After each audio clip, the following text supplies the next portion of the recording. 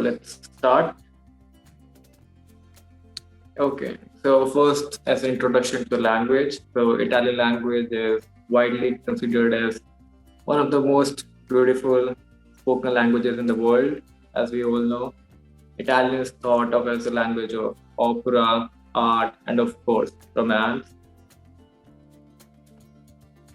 Next is Italian word, like Italian is being spoken and where in the world. Okay, so Italian language is spoken in Italy by 59 million people, and other countries where Italian is spoken include Vatican City, which is in next is Croatia, which is a nearby country, Malta, which is in southern part of Italy, so you go a little bit south.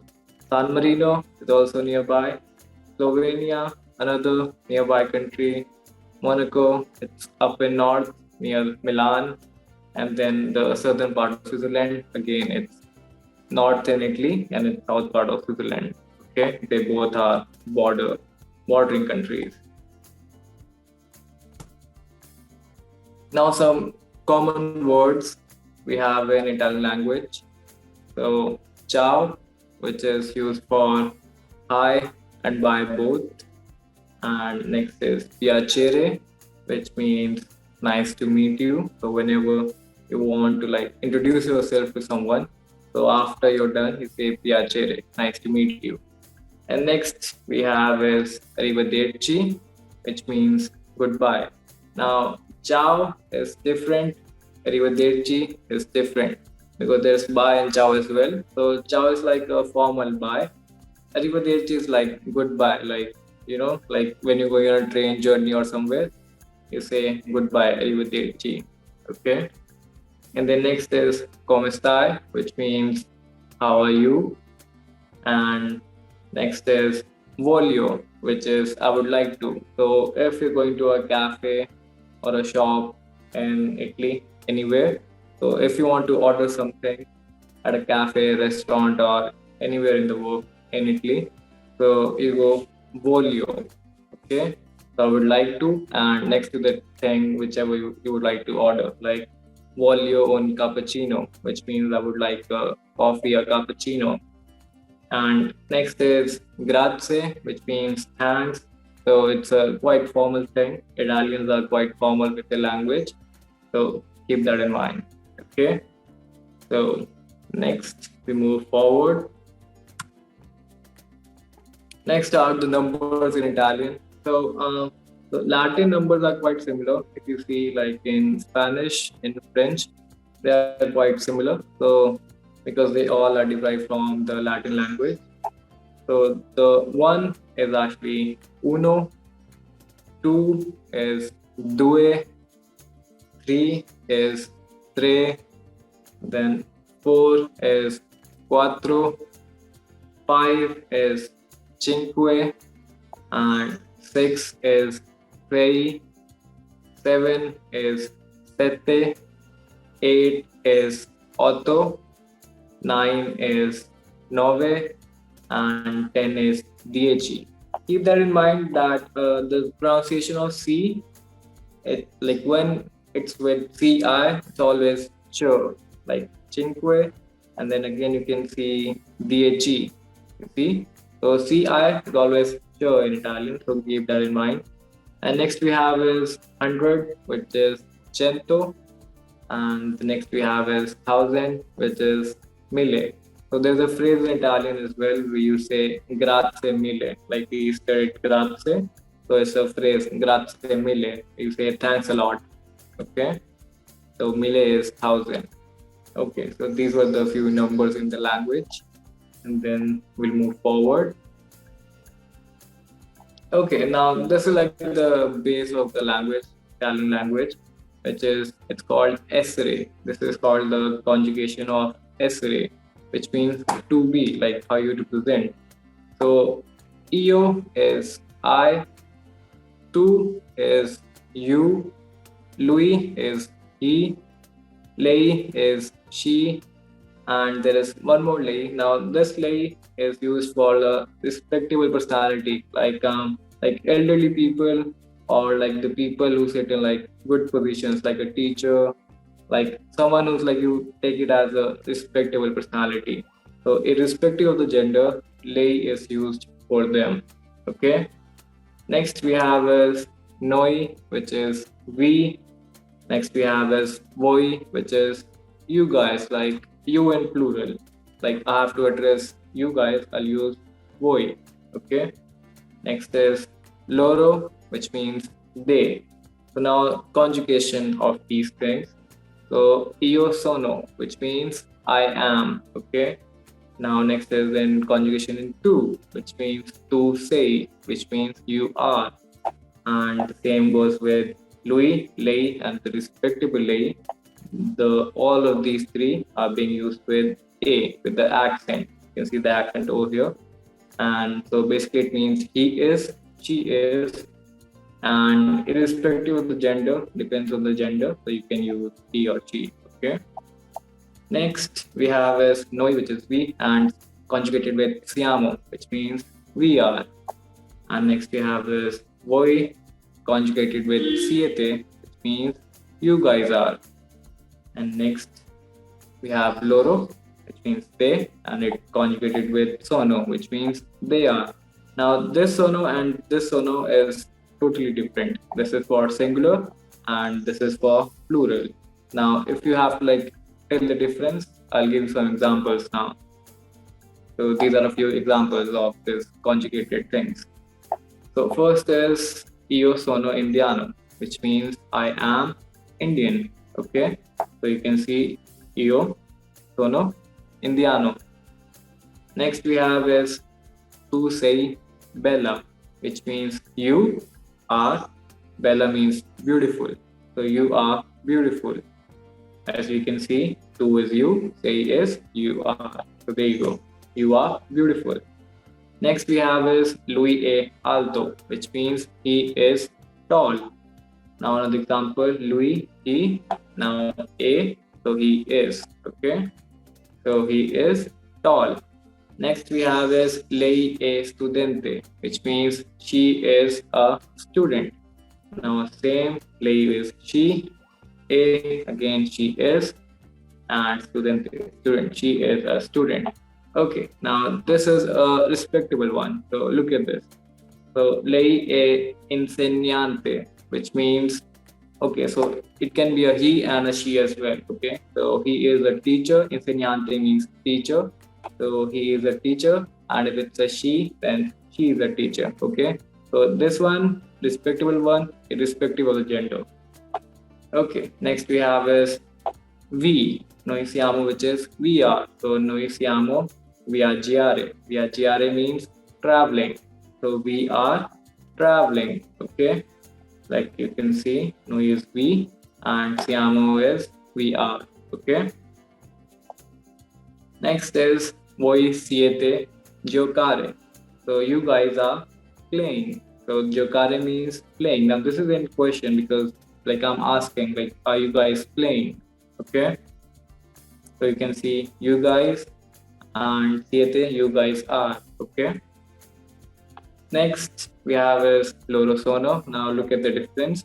So loro sono guardare la cinema. So they are watching the cinema. Okay.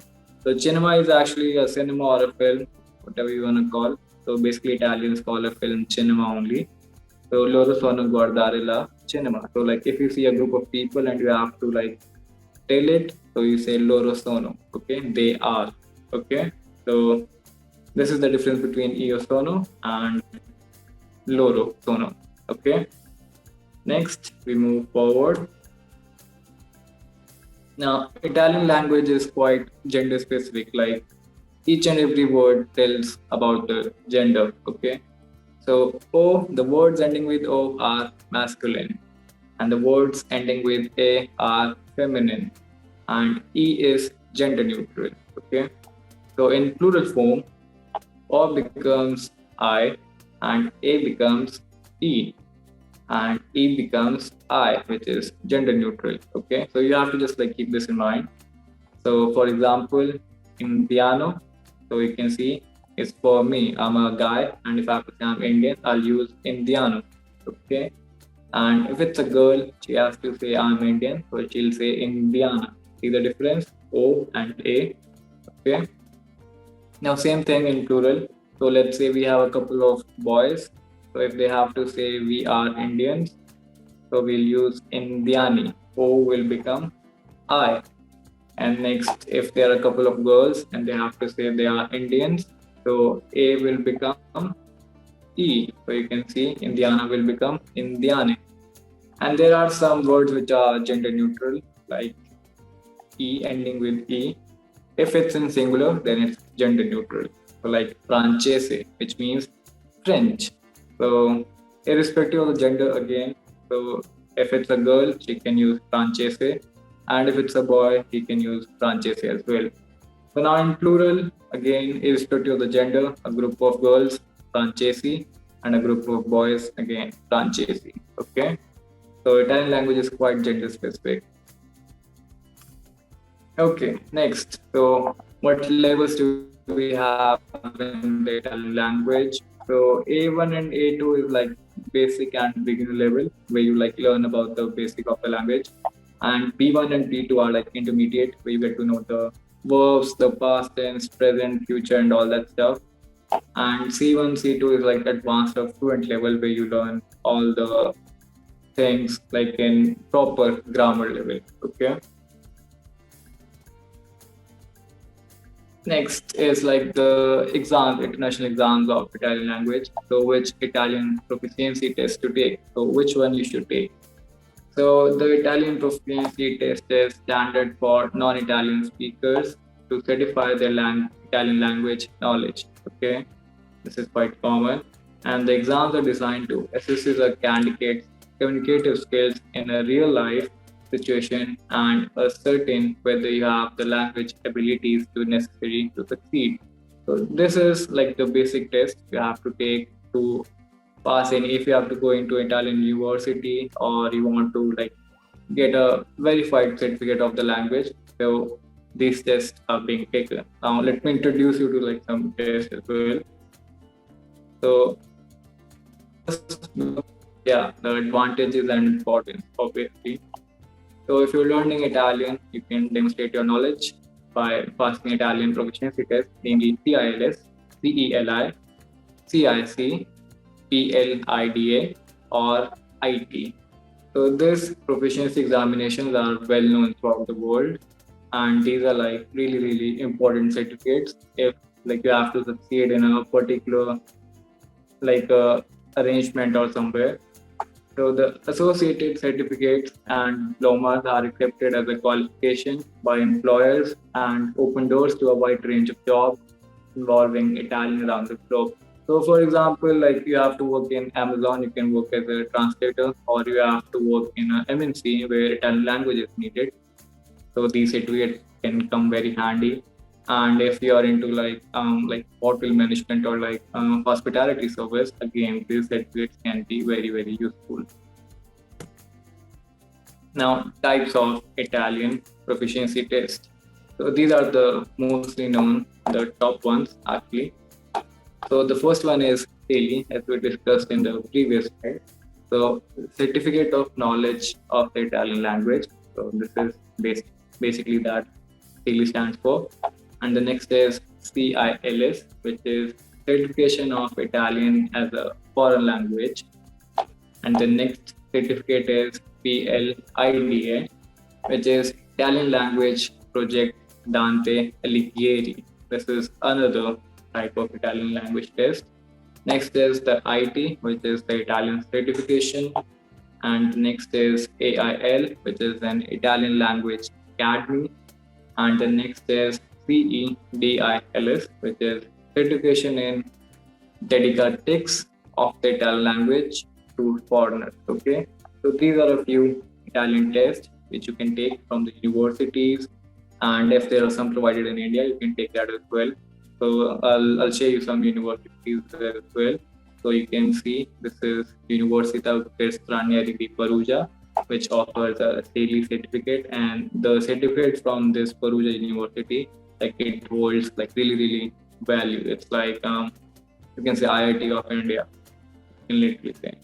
Next is again University of Perugia. It gives another certificate as well, which is DILS PG, which we discussed. And the next is the another university, which is Unistrasi CILS exam. Okay, and another university which is good, which is Roma Tre, which is in Rome, and they offer a quite specific number of Italian tests as well. Next is the Università Stranieri di Siena. Again, so the Perugia and Siena University, they're the top university if you're seeking for an Italian language test or a certificate. Okay. And next is this. These are like quite open universities. Study French, Spanish. This is in Europe. You can find this in Europe. And again, it's the same Università Stranieri. So these are the few universities which offer you some tests, which include Roma Tre, Università di Siena, and then you have Università di Perugia. So if you are looking for some tests and certifications, these three universities are the best. And so pretty much that's it for the slide. So ciao ciao again.